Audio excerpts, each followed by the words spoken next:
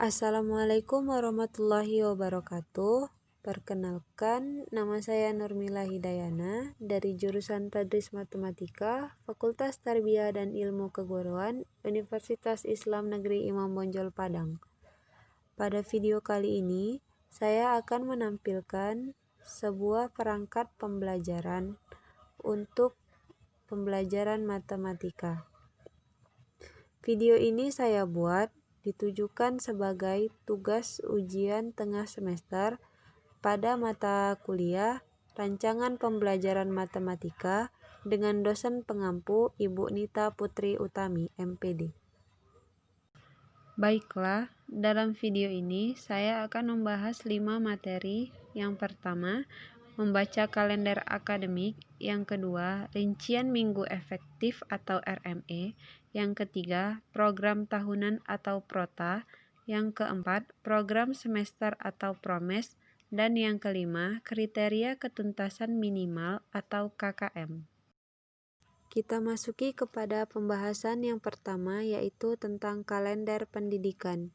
Kalender pendidikan atau kalender akademik adalah istilah umum dalam dunia pendidikan yang merujuk kepada jadwal kegiatan tahunan suatu lembaga pendidikan yang memuat semua hal terkait dengan proses belajar mengajar, penerimaan peserta didik, dan kelulusan. Kalender akademik ini disusun dalam suatu pola yang menggambarkan jangka waktu dan jenis kegiatan akademik. Pada umumnya, kalender akademik terbagi menjadi 3 bagian, yakni semester gasal atau semester ganjil, semester genap, dan semester khusus.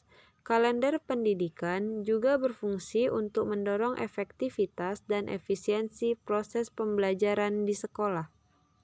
Di samping itu, kalender pendidikan juga berfungsi menyelaraskan dan memetakan antara hari efektif dan hari libur di seluruh lembaga pendidikan, serta sebagai rambu-rambu bagi dinas pendidikan untuk menyusun kegiatan belajar mengajar dalam periode tertentu. Untuk tenaga pendidik, kalender pendidikan berfungsi sebagai pedoman penyusunan program semester atau promes, program tahunan atau prota, rencana pelaksanaan pembelajaran atau RPP, hingga penyusunan silabus. Berikut ini adalah contoh dari kalender pendidikan. Kalender pendidikan yang saya gunakan adalah kalender pendidikan madrasah tahun pelajaran 2020-2021 yang diterbitkan langsung oleh Kementerian Agama Republik Indonesia atau Kemenak RI. Pada kalender ini terlihat bahwa semester ganjil dimulai pada bulan Juli 2020 sampai bulan Desember 2020 dan pada semester genap dimulai pada Januari 2021 dan diakhiri pada Juni 2021. Di kalender yang kita lihat ini, di beberapa tanggalnya terdapat warna. Contohnya adalah tanggal 13. Di situ tanggal 13 berwarna hijau dan tanggal 31 berwarna merah. Tanggal-tanggal yang memiliki warna seperti ini memiliki keterangan. Cara membaca kalender pendidikan yaitu kita lihat pada tanggal 13 Juli 2020 di mana tanggal 13 ini memiliki warna hijau ataupun berwarna hijau. Keterangannya adalah tanggal 13 Juli tahun 2020 adalah hari pertama masuk madrasah tahun pelajaran 2020-2021. Dan untuk tanggal 31 Juli 2020 yang berwarna merah ini, keterangannya adalah Hari Raya Idul Adha 1441 Hijriah. Jadi, tanggal-tanggal yang berwarna ini, contohnya seperti ini, sudah memiliki keterangan yang bisa kita lihat di bawah sini ataupun yang ini. Disesuaikan dengan bulan dan tanggal pada kalender yang ada di atas. Kalender ini juga bertujuan untuk melihat berapa hari efektif pada satu bulan. Contohnya adalah di bulan Juli 2020 total harinya adalah 31 dan hari efektifnya adalah 26. Pembahasan yang kedua yaitu tentang rincian minggu efektif.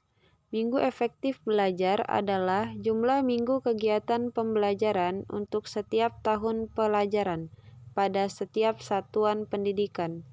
Kepastian jumlah minggu efektif pada semester atau tahun pelajaran akan memudahkan guru dalam penyebaran jam pelajaran pada setiap unit pelajaran yang telah dipetakan sebelumnya. Menentukan alokasi waktu pada dasarnya adalah menentukan minggu efektif dan hari efektif dalam setiap semester pada satu tahun ajaran. Rencana alokasi waktu pun berfungsi untuk mengetahui berapa jam waktu efektif yang tersedia untuk dapat dimanfaatkan dalam proses pembelajaran dalam satu tahun ajaran. Hal ini diperlukan untuk menyesuaikan dengan standar kompetensi dan kompetensi dasar minimal yang harus dicapai sesuai dengan rumusan standar isi yang ditetapkan. Adapun komponen-komponen dalam rancangan minggu efektif yang pertama yaitu komponen identitas, di mana di dalamnya meliputi satuan pendidikan, mata pelajaran, kelas, semester, dan juga tahun pelajaran.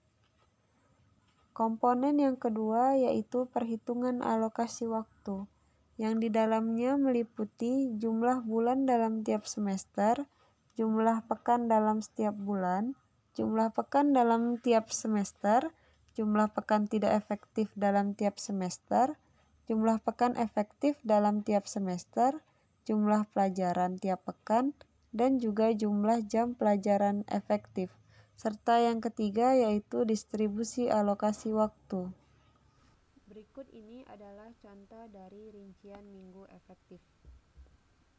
Di sini sudah terdapat komponen identitas dari rincian minggu efektif itu sendiri, yaitu ada mata pelajaran, satuan pendidikan, kelas, semester, dan tahun ajaran. Untuk merancang ataupun membuat rincian minggu efektif ini, kita haruslah merujuk kepada kalender pendidikan. Kenapa demikian? Karena dari kalender pendidikanlah kita dapat mengetahui apakah minggu tersebut dirasa efektif untuk belajar atau tidak. Minggu yang dikatakan efektif seminimal-minimalnya adalah 4 hari pembelajaran. Contohnya pada bulan Juli, di sini terdapat 5 minggu. Minggu pertama, minggu kedua, minggu ketiga, minggu keempat, dan minggu kelima. Jadi jumlah keseluruhan pada bulan Juli ini adalah 5 minggu. Kita lihat waktu yang dirasa tidak efektif dan waktu yang dirasa efektif, ataupun minggu yang dirasa efektif dan minggu yang dirasa tidak efektif.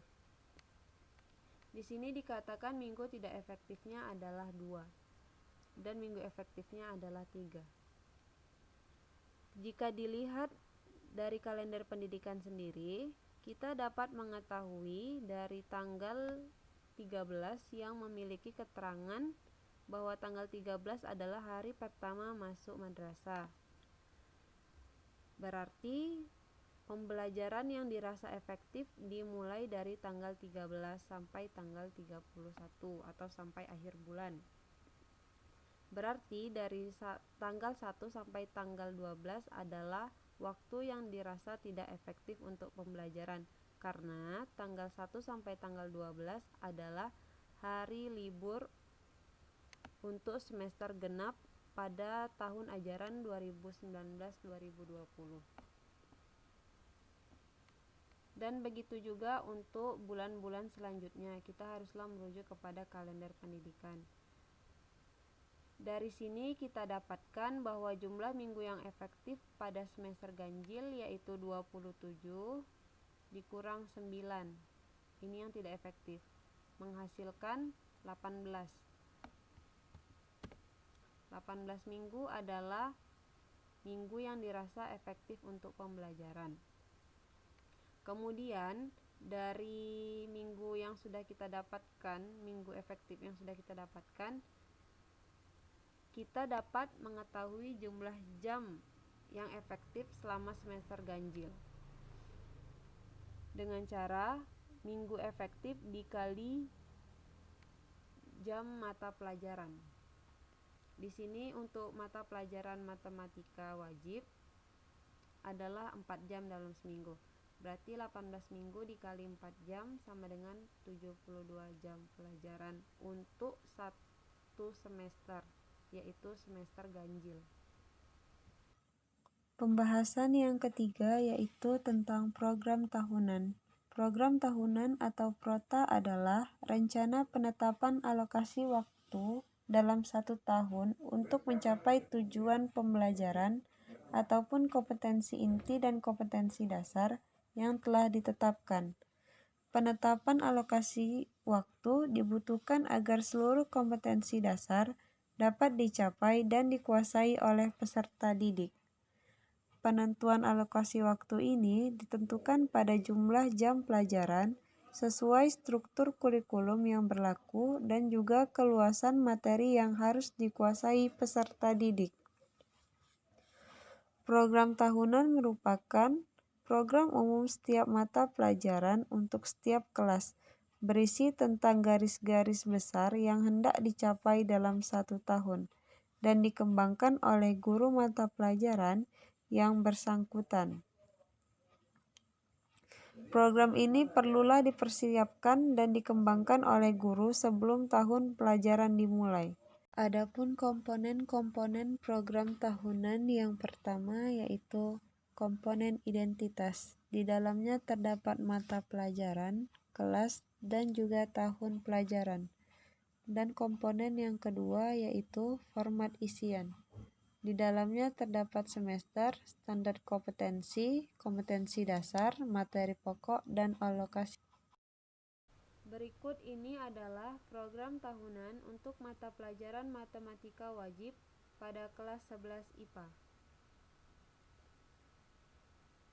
Untuk merancang sebuah program tahunan, hendaknya kita memenuhi komponen-komponen program tahunan itu sendiri. Terdapat 2 komponen program tahunan. Yang pertama yaitu tentang komponen identitas, di mana di dalamnya meliputi mata pelajaran, satuan pendidikan, kelas, dan juga tahun ajaran. Komponen yang kedua yaitu format isian, di mana di dalamnya terdapat kompetensi inti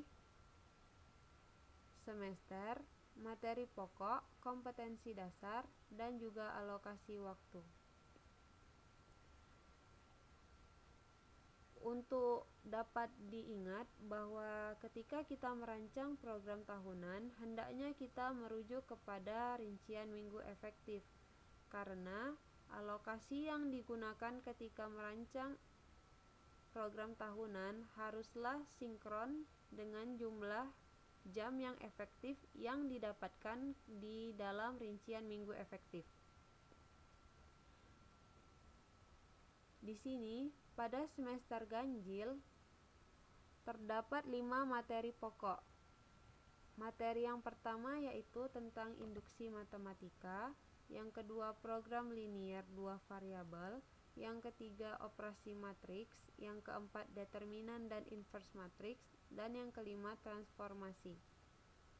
Di sini juga dari tiap materi pokok sudah memiliki kompetensi dasar. Untuk alokasi waktu sendiri, dari jumlah jam yang efektif selama semester ganjil yang kita dapatkan di rincian minggu efektif haruslah didistribusikan secara baik sesuai dengan kompetensi dasar pada materi pokok. Untuk induksi matematika sendiri, alokasi waktunya adalah 12 jam pelajaran. Untuk materi pokok program linier, alokasi waktunya adalah 12 jam pelajaran. Untuk operasi matriks, alokasi waktunya adalah 12 jam pelajaran. Untuk determinan dan inverse matrix, alokasi waktunya adalah 12 jam pelajaran. Dan untuk transformasi, alokasi waktunya juga 12 jam pelajaran. Di sini saya berikan alokasi waktu sebanyak 12 jam pelajaran untuk ulangan harian, ulangan mid semester, remedi, dan juga pengayaan. Sehingga didapatkan jumlah jam semester ganjil yaitu 72 jam pelajaran. Jam yang kita distribusikan pada program tahunan haruslah sinkron dengan jumlah jam yang efektif selama semester ganjil pada rincian minggu efektif. Dan begitu juga untuk semester genap. Pembahasan yang keempat yaitu tentang program semester. Program semester adalah program yang berisikan garis-garis besar tentang hal-hal ataupun materi pembelajaran yang akan dicapai dalam satu semester. Program semester ini merupakan penjabaran dari program tahunan. Program semester berisi rumusan pokok-pokok aktivitas guru dalam melakukan pembelajaran selama satu semester dengan mempertimbangkan alokasi waktu yang tersedia, jumlah kompetensi dasar, dan juga indikator. Program semester nantinya akan memudahkan guru dalam mengajarkan materi untuk dikuasai peserta didik dalam satu semester. Jadi, dapat kita simpulkan bahwa program semester adalah program pendidikan yang berisikan tentang hal-hal ataupun materi-materi yang hendak dicapai dalam satu semester. Adapun komponen-komponen dari program semester yaitu yang pertama, komponen identitas, meliputi satuan pendidikan, mata pelajaran, kelas, semester, dan tahun pelajaran. Dan yang kedua, komponen format isian, yang berisikan tentang materi, tema, subtema, alokasi waktu, dan juga bulan yang terinci per minggu. Berikut ini adalah contoh dari program semester. Adapun komponen-komponen untuk menyusun program semester itu sendiri yaitu meliputi komponen identitas, ini yang meliputi satuan pendidikan, mata pelajaran, kelas, semester, dan juga tahun pelajaran.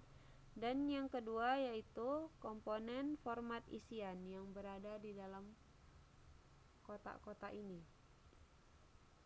Perlu diingat bahwa untuk menyusun program semester, hendaknya kita mengacu kepada rincian minggu efektif dan juga program tahunan. Kenapa demikian? Agar sinkron antara waktu yang diberikan dan tujuan yang hendak dicapai. Warna-warna yang terdapat pada kolom-kolom ini sudah memiliki keterangan di bawah sini. Bisa dilihat sendiri bahwa misalnya kolom yang berwarna merah, maka di sini keterangannya adalah libur semester ganjil. Dan bisa dilihat juga untuk warna-warna yang lainnya. Untuk alokasi waktu, di sini satu minggu itu alokasi waktunya adalah 4 jam. Misalnya untuk materi yang pertama yaitu induksi matematika, ini materi pertama, materi pokoknya adalah induksi matematika. Di sini alokasi waktunya adalah 12 jam pelajaran. Dan untuk satu minggu dalam matematika wajib jam pelajarannya adalah 4 jam pelajaran. Maka ada sebanyak 3 minggu yang digunakan untuk belajar induksi matematika. Dan begitu juga untuk yang lainnya. Pembahasan yang kelima yaitu tentang kriteria ketentuan minimal atau KKM. KKM atau kriteria ketentuan minimal adalah kriteria paling rendah untuk menyatakan peserta didik mencapai ketuntasan. KKM haruslah ditetapkan di awal tahun ajaran oleh satuan pendidikan berdasarkan hasil musyawarah guru mata pelajaran di sebuah pendidikan atau beberapa satuan pendidikan yang memiliki karakteristik yang hampir sama. Adapun penetapan KKM perlu memperhatikan beberapa hal, yaitu yang pertama intake atau kemampuan rata-rata peserta didik. Yang kedua kompleksitas atau mengidentifikasi indikator sebagai penanda tercapainya kompetensi dasar. Dan yang ketiga yaitu kemampuan daya dukung. Faktor-faktor yang perlu diperhatikan dalam membuat atau menentukan KKM. Yang pertama, penentuan KKM merupakan kegiatan pengambilan keputusan yang dapat dilakukan melalui metode kualitatif dan kuantitatif. Yang kedua, penetapan nilai KKM dilakukan melalui analisis ketuntasan belajar minimal pada setiap indikator. Yang ketiga, KKM setiap kompetensi dasar atau KD merupakan rata-rata dari indikator yang terdapat dalam kompetensi dasar tersebut. Yang keempat, KKM setiap standar kompetensi atau SK merupakan rata-rata KKM kompetensi dasar yang terdapat dalam SK. Yang kelima, KKM mata pelajaran merupakan rata-rata dari semua KKM SK yang terdapat dalam satu semester atau 1 tahun pembelajaran. Dan yang kelima yaitu indikator merupakan acuan atau rujukan bagi pendidik untuk membuat soal ulangan. Terima kasih telah menonton video ini. Lebih dan kurangnya saya mohon maaf. Wabillahi taufiq wal hidayah. Wassalamualaikum warahmatullahi wabarakatuh. Tungguin video-video selanjutnya ya.